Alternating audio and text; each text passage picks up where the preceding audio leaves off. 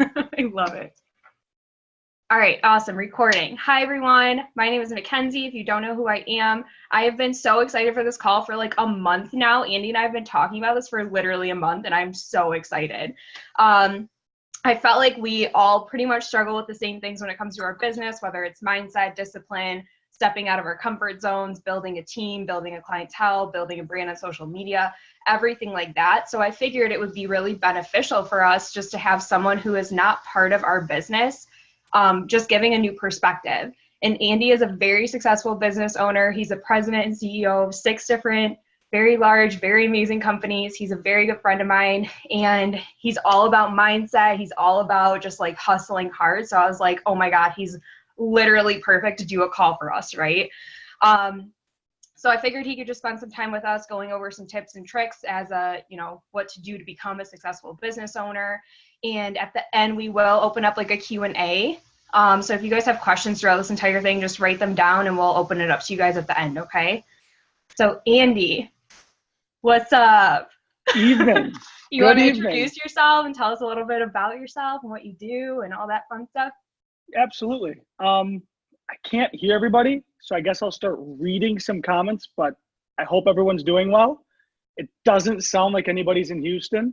If somebody was in Houston, we could go hang out after this, but I'm probably going to go back to the gym because I'm a nerd like that, but that's okay. It doesn't sound like anyone's in Houston anyways. I just so everybody knows, I even called Mackenzie before this. I was joking. So I've never done a call like this. I've never spoken in front of a handful of people. And I remember watching, I don't know if it was a movie or a TV show, but somebody was doing an interview and they had like a suit jacket on and a tie and they were doing it from at home. And then they were wearing like boxers. So I was like, I wish I had a suit jacket and boxers so I could live that dream, but I'm not. I'm just wearing my bro tank instead because this is what I walked in and went to the gym with before this started. So luckily, none of you can smell me. That's all I can really say. And before we start, I want to thank Mackenzie for letting me do this. I've always had a dream of being able to speak positive mindset ideas to people. And this is my first opportunity to do that. So again, I thank Mackenzie for this opportunity, and let's get started. To summarize really short what we're at today. So today I own 6 businesses. One of them is J&J Spring. J&J Spring, most of the businesses started well before my time. They were taken over. But J&J Spring for me started in 2012. It's a spring manufacturing company. The second business that started simultaneously was Green Lake Equities, which is now a real estate holding company. In 2017, we purchased Butler Gear. Butler Gear is a machine shop in Milwaukee, Wisconsin.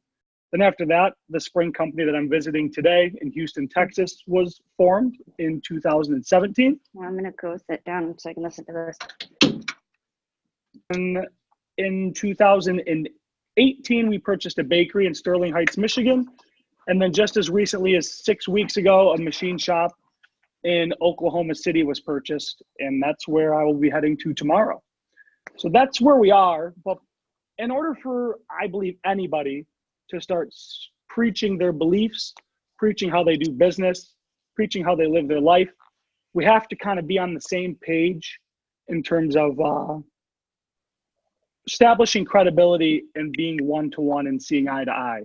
So before I even dip into the methods of what I view as success or what I view as a happy business life and personal life, I want you guys to understand who I am and where I come from, and then we'll roll from there.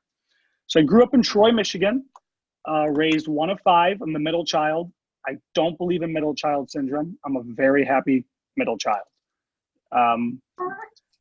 Grew up in Troy, went to Hill Elementary School, and then went to Larson Middle School. And at those 2 schools, was even able to recognize at that time, I didn't believe I was my full self. I wouldn't say bullied or picked on, but I was a huskier kid. And just kind of went with the flow, kind of listened to what the cool kids were doing, went along with what the cool kids were doing, and just wanted to fit in. And when we moved to Rochester, it was a new opportunity to be myself.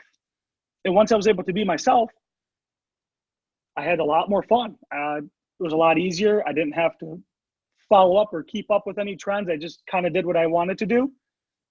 And I actually ended up leaving Rochester Adams High School with not good grades. Educational, no. I had like a 2.4. And I didn't try. I just wanted to be a class clown and I wanted to be funny.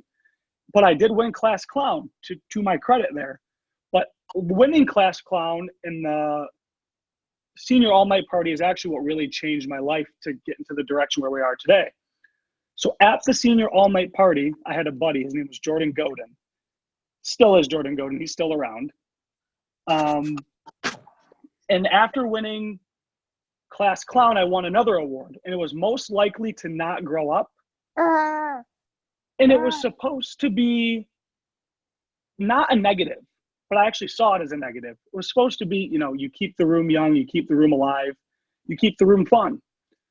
But I also watched my father, who buys and sells businesses, do such a phenomenal job, give us such a good life, and thought, wow, I'm 270 pounds.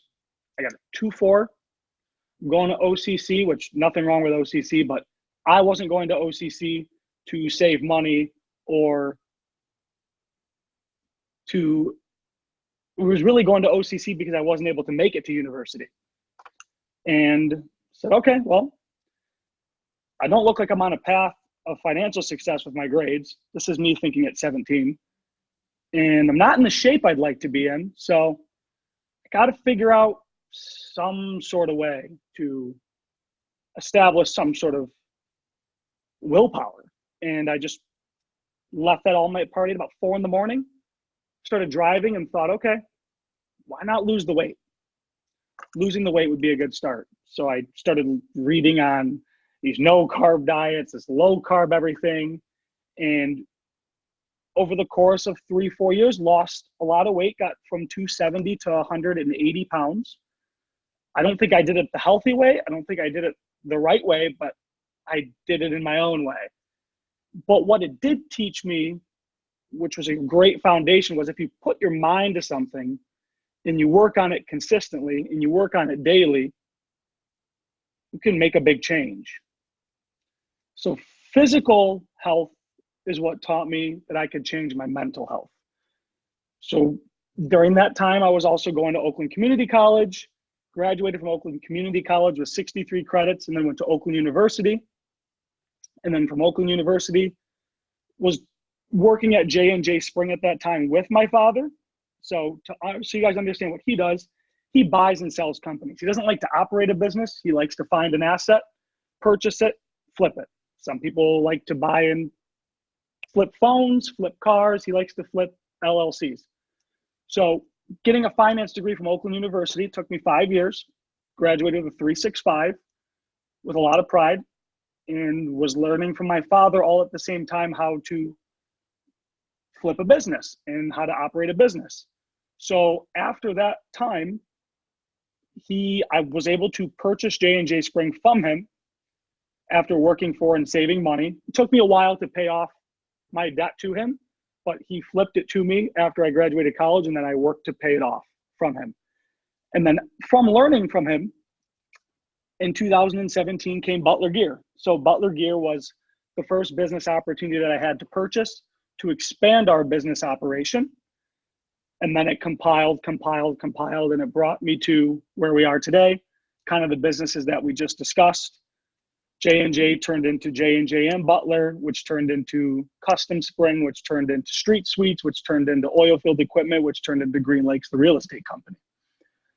But all of those things happening and the way I just described it kind of just makes it seem like it was an easy roll. And a lot of people talk about, oh, well, you just kind of luck fell into your lap, or your father showed you the way and that's kind of the end of it. Did he show me the way? 1,000%. I feel like a lot of people have an opportunity that's given to them in order to take advantage of successfully. It's just a matter of, do you take it to that next level and do you abuse that opportunity given to you? And that answer is no, that didn't happen. But we made a lot of mistakes on the way. And I know it sounds corny and I know it sounds kind of cheesy, but honestly, the only way to make a good decision is by making bad decisions. Now, don't make bad decisions on purpose, but if you make a bad decision, you can, let it kick you to the ground, or you can learn from it and move forward. And these mistakes happen in business and in personal life. But the methods now that we're taking to get to that point that I want to highlight, I have 14 of them. And I'll get into as much depth as I can about them. And after I list them all off, we can kind of go over some questions about them, and we can dive into your guys' business a little bit more, and I can see how I can give some keys there on maybe some more product specific. And a lot of these tips that I have for you guys, whether they surprise you or not, the majority don't involve a business specific. So the majority of them are about you as the person and the mentality that you develop with yourself daily in order to then drive success in what you do. So the first one is to realize your why every day. So I don't know if everybody can see this, but I have this book. So every day I journal. And in this journal, I write 3 things. The first thing is, which I'll kind of get into all of them in depth, but the first thing I write to is, I say the best me. So it's the best version of myself. The second thing I write is my why. And the third thing I write is what I'm grateful for. And I even have reminders on my cell phone to make sure that I write these things down. Seems a little cheesy to write them down, almost like a homework assignment, but writing them down for me is a way for me to really learn and understand what I'm telling myself I'm going to do, because how you speak to yourself matters. So for myself, it took a long time to realize this why, but you have to understand what your why is. Why are you in business? Why do you aspire to live the life that you aspire to live to? Why do you have the goals that you have? Why do you have anything that you want in life? What's your why? So for me, the one I've been writing down, it seems to be a very consistent one. It took me years to find my why. And my why was to be someone anyone can look to in order to achieve the best version of themselves. So every day, right when I wake up, I do a meditation and I write down the best version of me and I write down my why. Because if I can overcome myself in the morning and I can see the best version of myself the moment I get up, sets a foundation for a positive day. So the first tip I have is to realize your why. Write it down every single day. To follow that, the second advice I have would be to write down the best version of yourself every day. And then when you write that down, don't just write it down like a homework assignment, like I said. Write it down and feel it. So back into this book. I'm reading you guys my own personal journal. I'll read to you the best version of me today. So the best version of me today was, I wrote down 220-8. So 220-8 stands for, I want to be 220 pounds and 8% body fat. I wrote down, I want to have $1 billion of net worth. I wrote down, I want to elude positive energy.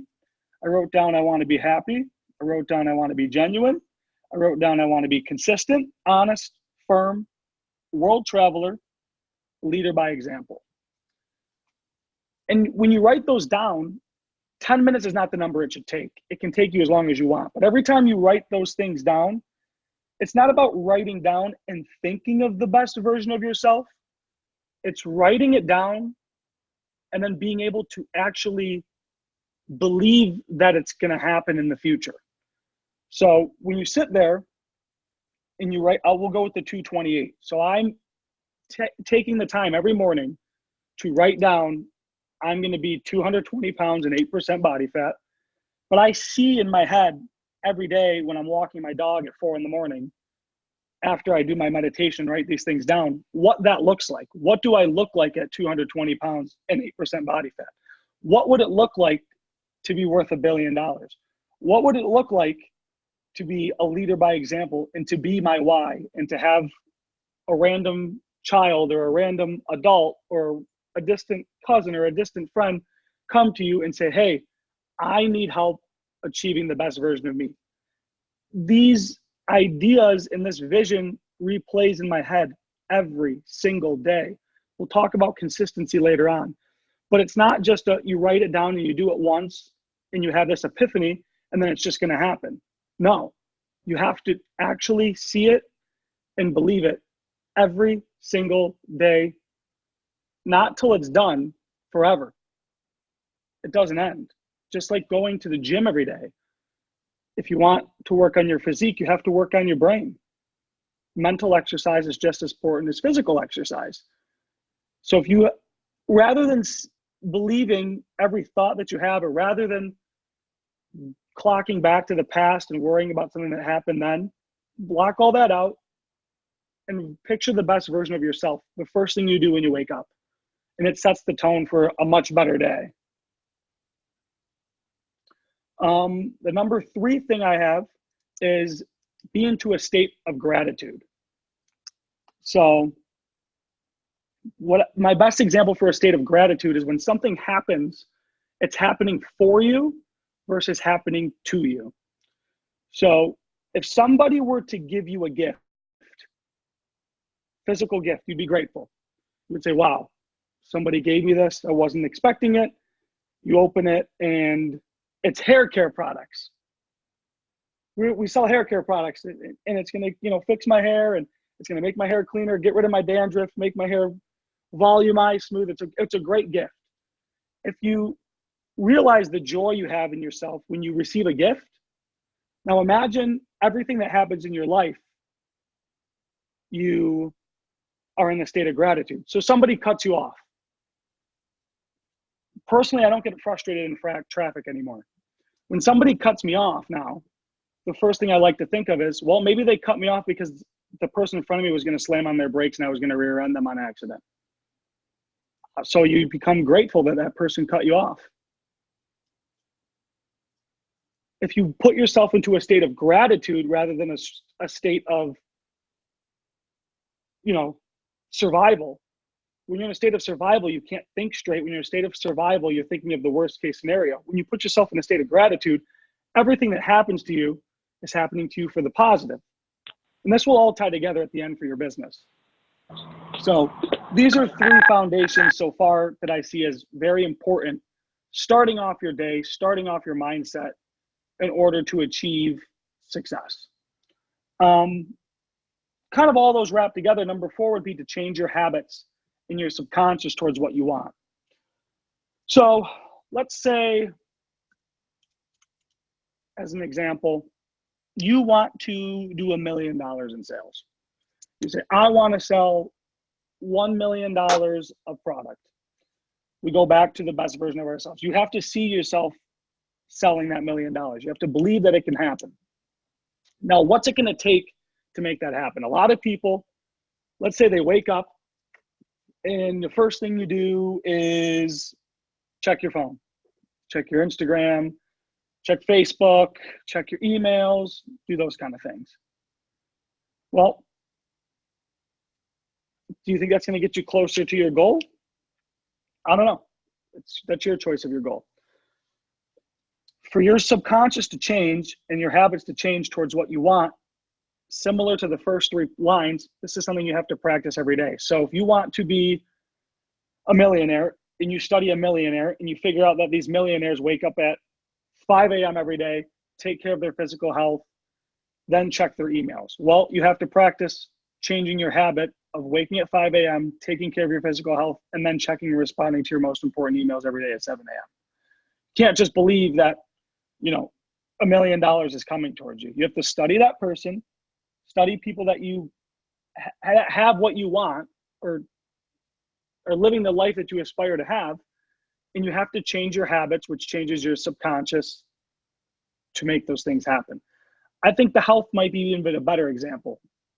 So if your habit is to, run to the nearest coffee shop and get a donut and coffee, but your goal is to have a 6-pack abs, well, you got to break that habit. Every day you have to change that to an apple and black coffee instead of all the sweeteners in it.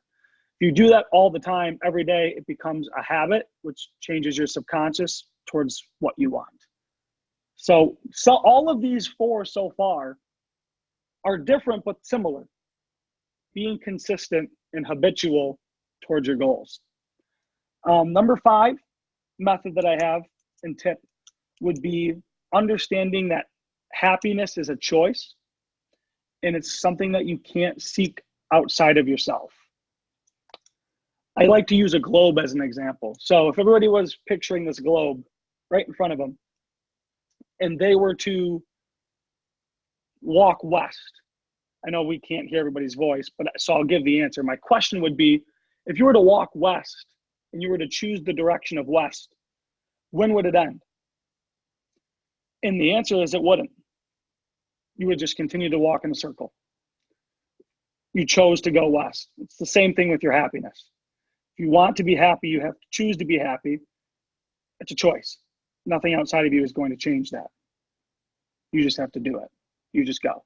You choose to be happy. Get yourself in a state of gratitude. Realize your why every day and move forward from there. Number 6 was a pretty tough one for me to wrap my arms around. And honestly, it came for me pretty recently, not quickly. It took a very long time. And it's to have goals and not have expectations. Now, in business, it sounds odd to tell somebody that you can't have an expectation. We employ just under 200 people now, and it was a very weird practice to tell people that we don't have an expectation of them, we have a goal.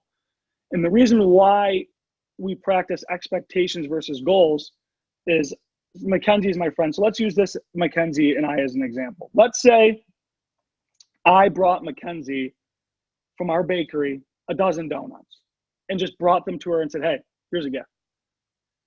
If I have the expectation, because I gave a gift, that I should get something in return, she didn't ask for it, I just gave it to her, and I don't get something in return, what's going to happen?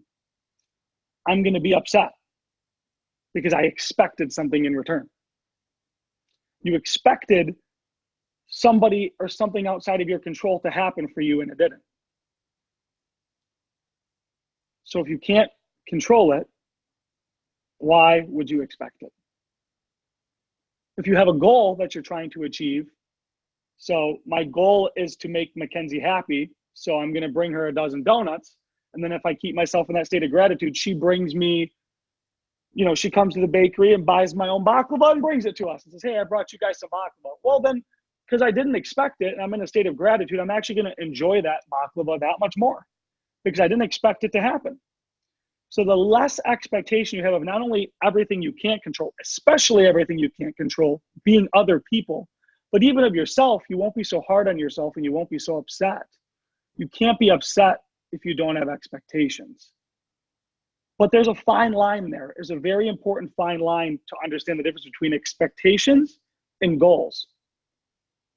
Because if you have a goal, say, like, we'll take my, when I said the best version of myself, when I wrote down $1 billion, my goal, I can't expect myself to be worth $1 billion by the time I'm 35.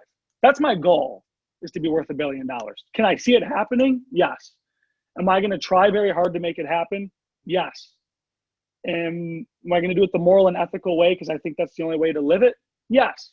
But if I expect myself to do it, could you imagine expecting yourself to do something? Just forget not even of that magnitude, but imagine having that expectation. You get to $900 million. What, you're going to be mad at yourself? Why would you be mad at yourself? You progressed. You got better. As long as you're going after a goal, what's the problem? But don't kill yourself or don't harm yourself or don't hate yourself for not achieving an expectation that you set. So expectations, personally, I believe are unhealthy. And when it comes to your goal, in contrast to expectation, let's say you set a 10-year goal. Patience is a virtue, but in business, I don't think it is. It's okay to have a short-term and a long-term goal, but if you're not trying to achieve your 10-year goal in 1 year, you're not working hard enough. So again, my goal is to be worth, we're talking per se, I hate using the word I and me. This is the only confrontation I have with doing this. I really do not like it, but this is the goal of this meeting, is to talk about my advice and tips. So I apologize if I struggle with that. So if that's my goal, is to get to $1 billion in the next 10 years, I'm actually trying to do it in 1 year. Because if you're trying to do it in 1 year every year, you're going to get to that goal that much faster. It's like they say, shoot. I don't even think this one makes sense, but there's a saying, shoot for the moon and land on a star or something like that. You know, if you overshoot your expectations and then land on something just a little bit lower, but it's further than where you were, well, you made progress. So have a short-term goal, have a long-term goal, make them realistic. But my advice would be have your 10-year goal, but try to make that 10-year goal happen like now. And if it doesn't, that's okay. Don't expect that it's going to happen, but you make your goals clear to yourself. My tip number 7, very difficult. We're at 5 to 10 minutes a day is meditation. And it's not like, you know, sitting there crossing your legs, making the circles and going, like you don't need to do that. Meditation, from my understanding, is just a way to be present. Rather than being in the past, when you get emotional, you just need to grab yourself, because there's a lot of things that are going to happen in your business. Somebody says no, we'll talk about these later. Somebody says no to your proposal, or somebody doesn't like your products, something you can't control. You can't interact emotionally. You have to just grab yourself, get back into the present moment and move on. So the only way I've seen that works to get yourself into the present moment and the complete state of your surroundings and the complete state of the now is through meditation. And my advice on meditation is it's very hard. It's something I do even before I realize my why, before I write down the best version of myself, and before I even get into that state of gratitude. I wake up, I have my Fitbit on right now. I set that timer to 5 minutes before and right after I wake up and right before I go to bed. And you sit down and you just pay attention to your breath for 5 minutes. You really can't get any more present than that. So if you just breathe in deep and then breathe out, focus on that bridge between breathing in and breathing out to be very present, not thinking about your task, what you did, how you did, what's going on next. That's a very good way to habitually start getting into your subconscious how to bring yourself back to the present moment when you're in a highly emotional state. Rather than investing in that emotional state, bring you back to the present moment and get focused on your goal. So meditation every day for 10 minutes is a big recommendation of mine. Number 8 would be ego. You got to get rid of your ego. I don't know if anybody in here, I don't want anybody to admit if they have an ego. We all most likely do to somewhat of a degree, but you can't say, I did this. It's we, it's teamwork. I have a big saying with all of our companies. So once a month, I go to each business and we do these things called company meetings. And I tell them 3 things every month. Number 1, customer service. Number 2, quality product. And number 3, if you look at the UCC documents of the businesses, if you look at the operating agreements, if you look at the corporate documents, my name is on them, Andrew Kattula, but I'd be damned if I told you that I pay your paycheck. The customer pays your paycheck, not me. If we don't sell products to customers, you guys aren't getting paid. Nobody's getting paid. I'm not getting paid. Customers come first. Don't think anybody out there doesn't report to anybody. Andrew Kattula reports to over 1,000 customers at all of his businesses. And you guys report to your customers at all of your business. You guys are managing your own business. So take your ego. It's not about being right. It's about getting it right. So when you have a customer in front of you and you're listening to their wants and needs, make sure their wants and needs are at the forefront. Even if you are correct, it's your job to make sure that they can see the situation at hand through your lens and get it right with the customer. It's not about you. It's not about I. It's not about he or she or pointing the finger. It's no ego. We do this together. We're a team. The customer is paying your bills. Customer's paying my bills. Zero ego. You cannot have an ego. Ego will kill you. Jeff Bezos really presses on that hard in his beliefs with Amazon. So he made a statement. He said, don't quote me on it, I'm generalizing his quote. He stated, most businesses fail because they get so large, they start focusing on themselves rather than their customers. They get dialed in on their ego. We're this big customer. We're this big company. We're this big corporate. We're worth so much money. We do all these advertisements. You start forgetting about your customers. You start getting comfortable. I can't guarantee anything, but I'm very close to guaranteeing you that your business will start going the other direction. It won't be good. Number 9 is having drive over ambition. This is, again, kind of another angle of me discussing with everybody consistency. So a lot of people, for example, will lay down, before they start going after something, like they just sit there and they're like, I have this ambition and one day I'm going to do this. I have all these dreams. I have all these goals. I don't care. Nobody cares what's going on in your head. It's all in your own head. You can have all these dreams and aspirations that you want, but if you're not going to get up and you don't have the drive to actually go out and make those things happen, they're not going to happen. They're going to be a bunch of what ifs in your brain and should haves. Don't anybody tell you any differently. I like Houston, Texas is nice, but I have a puppy. His name's Theo. I love that puppy. There's a lot of days I'd rather be with Theo, but I'm in Houston because there's a business here that needs to get taken care of. And then I'm going to Oklahoma City tomorrow because there's a business that needs to get taken care of. And there's issues and there's decisions that have to be made. And there's direction that's got to be set. Nobody's going to respect us if we don't go to the business, show face, and make things happen. You can't just sit there and collect. If you want them to go somewhere, you have to drive. Same thing with your business. You have to be on top of your customers and their needs constantly. You can't just have this epiphany, like I said earlier, that the sales are just going to come in. You got to go get them. No one's just bringing them to you. Number 10, Mackenzie and I talked about this a little bit. This one's a little bit difficult for people. And it's about being comfortable, being uncomfortable. And the best analogy or kind of parallel I have for this is when I acquired these businesses. So I'll give you one example. The first business, Butler Gear.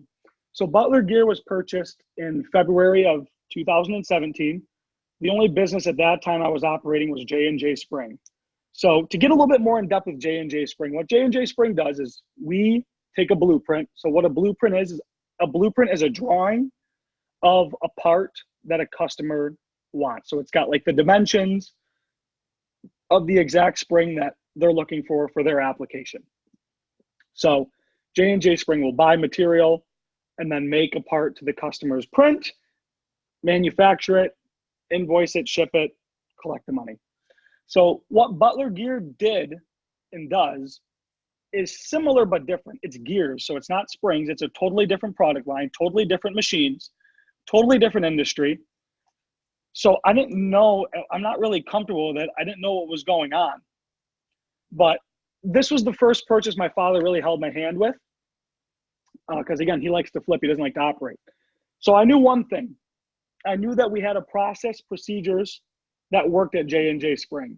And I knew that at that time, the amount of money that I was going to be purchasing the business for was way less than what it was actually worth.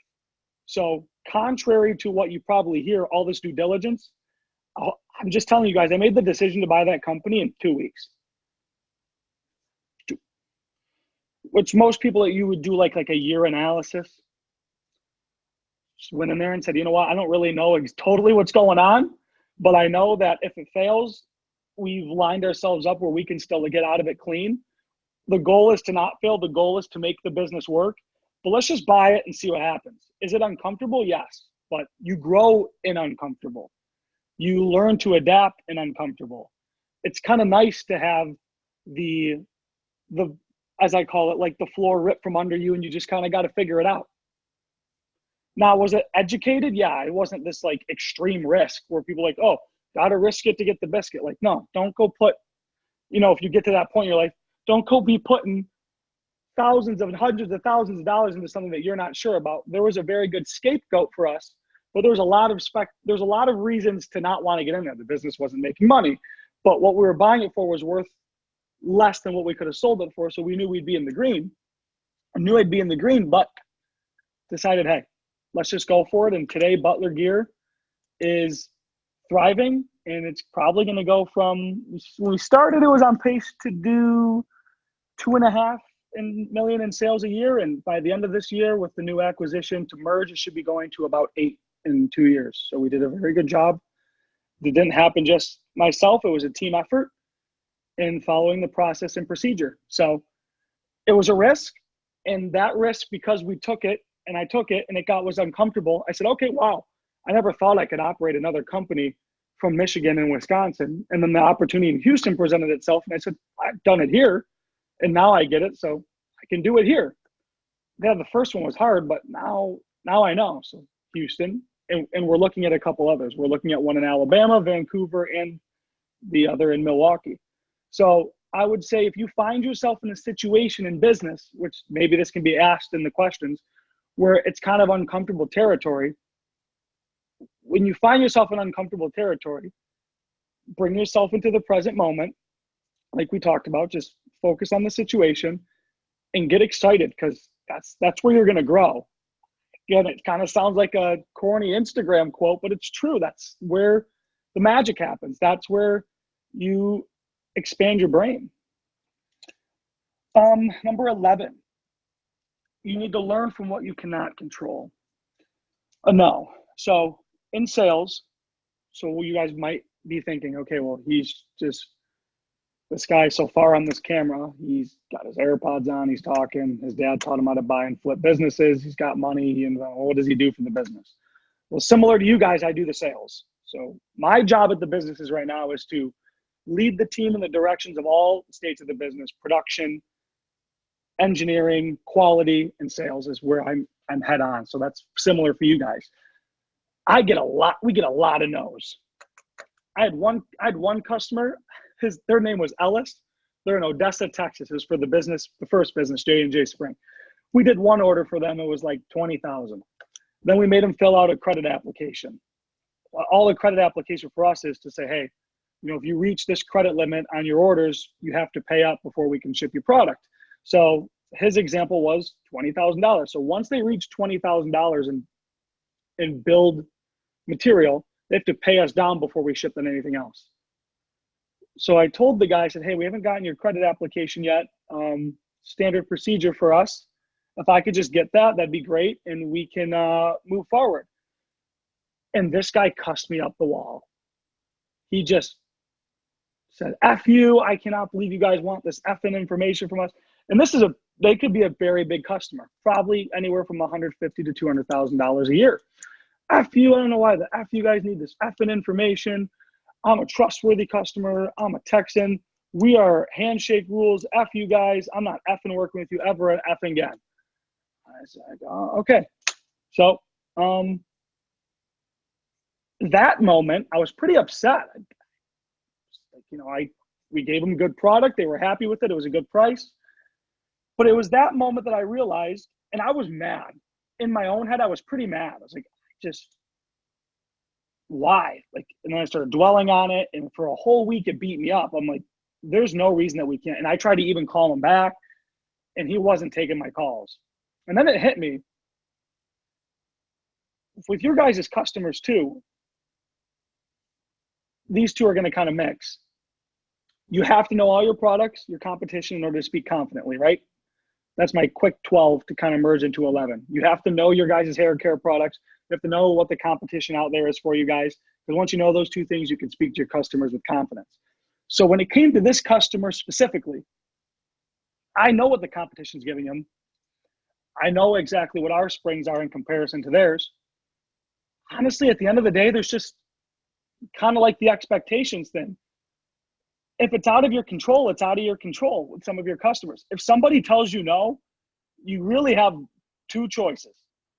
Learn from it or be upset about it. I don't see the upside from being upset about it. It's easier said than done. It takes some mental practice, but just get over it. There's nothing you can do. You can't force a sale. If somebody doesn't want to work with you, somebody doesn't want to work with you. My dad gave me a great example one day. He goes, Andrew, what's your least favorite food? Apologize if this offends anybody. I don't like eggplant. So you could give myself a world-renowned chef. He makes the greatest, or she makes the greatest eggplant in the world. They are the best, ultimate. You could bring me that eggplant. I will eat it and I will reject it. I don't want it. It could be the greatest ever, but I don't want it. And that chef's going to have to realize he didn't do a bad job. He didn't make a bad eggplant. If you ask anybody that likes eggplant, it's actually the best one in the world. But he gave it to somebody that doesn't have an interest in it. You guys are in retail-ish compared to our business, right? So most of our business customers, they need a product. It's their actual job to buy it. You're trying to sell to consumers. So I'm giving you guys credit. Your business customers to sell to is much harder than ours, because most of the people we're dealing with are corporate companies that have a $10 million spend, and they just have to spend the company's money and get the products in. So they're a lot easier to sell to. You're selling to people who are buying a product that there's a lot of competition on, that, yeah, you need beauty products, but it's not their job to have to buy beauty products. So you even have a bigger hurdle to leap. You can't believe that everybody's just, no matter how well you know the product, that doesn't mean everybody's going to like it or buy it. Like the eggplant. Somebody can give you the greatest one ever, but if you're not a fan of eggplant, it's a no. And the only reason why I can empathize with this is because of our bakery. We give, so it's Street Sweets. It's in Sterling Heights, Michigan. Do a vast amount of sweets. Our Google and Yelp reviews, we average like a 4.6, 4.7. Okay, well, it's not a 5. Why aren't we a 5? We had one person that gave us a 1 star. They said the donuts sucked. Okay. Sure. They didn't like the donuts, but a lot of people like them. That's kind of out of our control. So we just looked at it, and anytime you get a no, you just have to learn from it. So we take all of our reviews once a month and we analyze them. So that one person said donuts sucked. We all looked at each other, laughed. Our staff laughed and said, well, there's nothing we can do about that. We had 2 people that gave kind of a negative review that said the cake slices we ate, they were kind of dry. So it was 2 people in a row. So we looked in our cooler and said, okay, 2 people said not the whole cakes, but the cake slices were dry. We're a new business at that time. We realized our cake slices were sitting out open in the cooler where the cold air was getting through the cake slice. So we said, maybe that's what's drying it out. And 2 people have said it, so they're probably right. So we started putting the cake slices into plastic containers, and we put them in plastic containers in the cooler, and ever since we've never had a bad review on them. So we learned from it. We didn't just get all upset. Oh, somebody doesn't like our cake slices. Why? They said they were dry, and it wasn't just one person, it was 2 people. So maybe there's some consistency there. So if somebody tells you no, rather than getting upset about it, rather than having an emotional, it's okay to react. I react, trust me, I still get upset. We learn how to cut that short. Have the emotion, feel it deep, and then get over it and learn from it. There's a bigger realization to loss. It's why you lost it. So if you guys are working on a sale and you gave it all your effort, you know the products, you know what the competition's selling it for, you were speaking highly confident on it, you felt really good about it, and your customer just said, nah, or somebody that you wanted to join your team was just like, nah, not for me. Don't get mad at the person you can't control. Don't even get mad at yourself. Don't go in there with an expectation that this person is going to sign up or this person is going to buy. It's your goal to get them to sign up, and it's your goal to get them to buy. Just analyze the situation, and maybe you'll find a reason why. Just like our cake slice. That's my good example in retail. We found a resolution to it. If you're going to take risk, it's got to be educated. Just like I talked about with Butler Gear. I'm not sure your guys' business and how the risk could work. Like, I'm not sure if you guys are able to, for example, buy inventory of hair care product for a cheaper price and then sell it. If you know you have customers to sell that to, that might be a good tidbit. Take risk, but don't take uneducated risk. Do your homework, and if you have a good plan with some risk, I would always advise on an educated risk, but not a mindless risk. Number 14, well, actually 15, I forgot to write 15 here. Number 14 is trust your gut. There's a saying, if you have a good idea or your gut's telling you something, after about 5 seconds, it just takes 5 seconds for your subconscious, unless you can change your subconscious to start agreeing with your gut.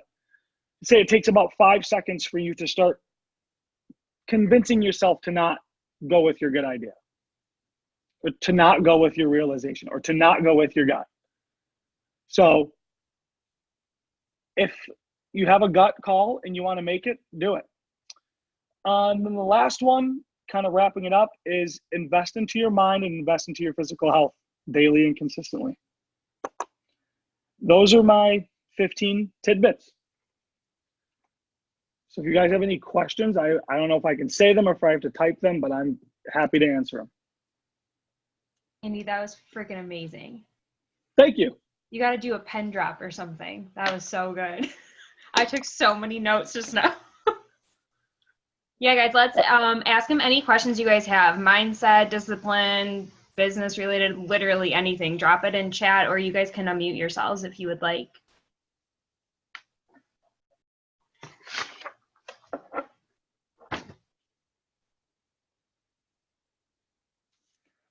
Participants. How do you go to the chat? Oh, there it is. Thank you. Well, you guys are welcome. For everybody that said thank you, you're very welcome so far. And then what's the biggest thing you struggle with, and how do you overcome it personally? Well, the biggest thing I've struggled with that I had to overcome recently with a lot of everything I just told you was, I call it, a lot of people call this, but I call it shoulding myself, or the what ifs. So like, I should have done this. I should have done that. I could have done this. Why didn't I do this? But kind of like I said in number 11, if it's outside of yourself and you can't control it, it's okay to take a mental note. But again, what benefit does shoulding yourself bring you? Or what benefit does that dwelling on something do for you? I hate to get like personal in it, but like, so again, Mackenzie and I being friends, even in like relationships. So let's say there was for you girls, there was a guy that you liked and it just didn't work out. And you wondered, you know, oh, I thought this is what they liked and this is what they could have done. Or same thing with that customer, Ellis, I talked about. I gave him all the sale. Don't should yourself. Don't dwell on it. Just learn from it. Have the emotion. And then, you know, kind of like a kid. When you were a little kid, you cried, they had threw a temper tantrum, and then 10 minutes later, they were good. Have your cry, have your temper tantrum, and get over it in 10 minutes. Don't dwell on anything that you can't control. How long did it take you to come to such a steady routine? How long did it take you to create the rules? To create the rules, I listened to a lot of YouTube videos. This is going to come off as a little bit different. To create these rules, it took me a day. But it took me one day to decide this is what I wanted to do, but I'm still not done doing these habits. It never ends. It's a daily thing. It's a lifestyle now. So like I said, with happiness, you can choose to be happy in 3 seconds. I'm going to be happy. Just tell yourself that and then practice that every day. That's just about making the choice of happiness consistent daily. Yeah. I ask because I also have a list that had a few of the things on there, but not all of them. So I was wondering. Thank you for your input. And do you have any books that you recommend? I'm a big podcast listener. I wish I read more. But the only reason why I'm a podcast guy is because I'm also a fitness person, so I like to move. Like, so those are my mental goals, but I also have like I have to work out once a day to my routine, and I like to get 25,000 steps a day on my my tracker. So I listen to podcasts more than read. But if there's a guy I can recommend to you, there's one company, it's called Impact Theory. They have a lot of guest speakers on that kind of give their life perspective on how they grow to their success. And then there's another psychiatrist. His name is Joe Dispenza. He's very good as well. Haley, other than meditation, what do you do every day to work towards your goal? Are there like things you must do before you feel comfortable going to bed? Example, we say we need to reach out to 20 people on IJ. We need to make content. What does that look like for your business? So other than, I guess, other than, so I should put this back here. Other than, business specific, what I do every day for my goals is I have these things internally because I'm a little bit of a different state in terms of having, like, we have a salesman at each location. So we do these things called daily huddles. So the daily huddle is kind of like what we're doing now. I have a phone conference with each location that I'm not at. It's like, like our engineering comes in, our production manager, and our sales manager, our quality manager, our office manager, and myself. We sit down and we just bounce off situations that are happening at the company every day. So I do that with all active businesses every single day. Only the bakery's open on the weekends. The other ones are Monday through Friday. Other than meditation, what do you do every day towards your goal? So I write down my why every day. I wake up so the meditation, I wake up at 3:45. I meditate for 5 minutes. I let my dog go to the bathroom, and then I walk him 4. I have the same breakfast. I sometimes change up. I usually have the same breakfast. And then I write down the best version of myself that I thought about during my walk. I actually listen to these podcasts every morning as well. I make sure I get 25,000 steps a day. That's my physical health goal. And then I write down what I'm grateful for every day. Those are the things I do consistently. How do you prevent yourself from getting overwhelmed in your business? There's so many ways to work on yourself. Or to try out things. So how do you narrow it down? Meditation's been, again, a big one for me to prevent overwhelming. Also trust. So in my line of business, I'm answering Chloe's question right now. So we have those people in management roles.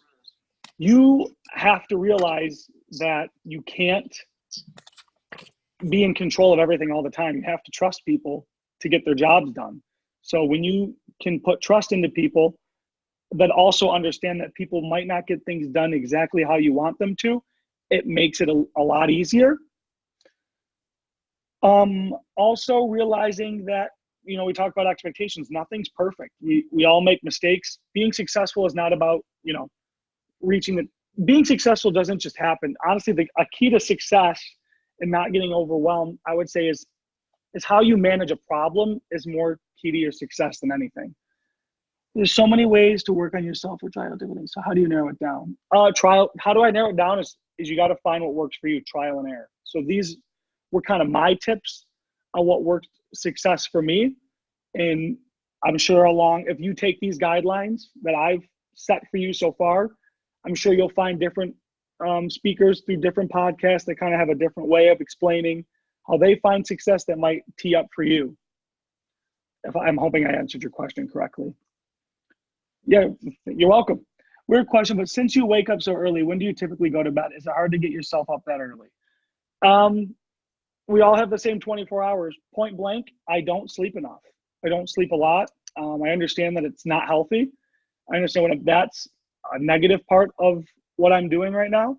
I wish I slept more, but I told myself I'm prioritizing my financial and health goals. I know that sleep is a part of it, but I don't think that this kind of aggressive purchasing or acquisitions of businesses is gonna last forever. So I'm sacrificing that sleep right now. And on average, I try to go to bed at 9. I usually go to bed about 10:30 and sleep 5 hours a day. So I sacrifice sleep.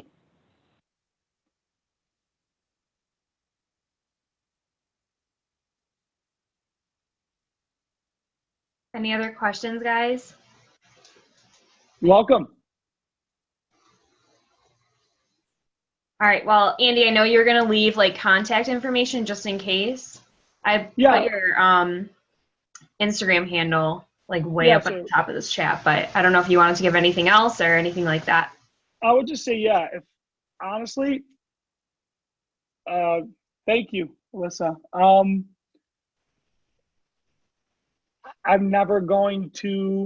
I genuinely like to see people do well, because I think if you're doing well in yourself, you like to see other people do well for themselves. So Mackenzie left I would just start with Instagram, I guess. That's a good way to reach out. So She put my Instagram handle there. If somebody just messages me, if you just want to DM me and just be like, hey, I was on Mackenzie's team, listen to your speak, and I have some questions or need some advice, I'll answer the question. I might not get to you right away, but I will give you the best advice I can, just because. Love it. Okay. Andy, thank you so much for being on this. This was amazing. You honestly hit so many points that we really did need to hear. I hope you guys learned a lot from this. I personally did. I know Andy personally. We talk about this stuff like often, and I even wrote like 4 pages of notes. So Andy, you killed it. It was amazing. Apologize if I took a long time. I'd never. Oh my God, this. no. Just tried. Worth it. It was so worth it. So thank you so much, you guys, for sticking with us. I did record this, so I'll post it on our Facebook pages probably later tonight. And thanks for hopping on. Bye, guys. Thank you, guys.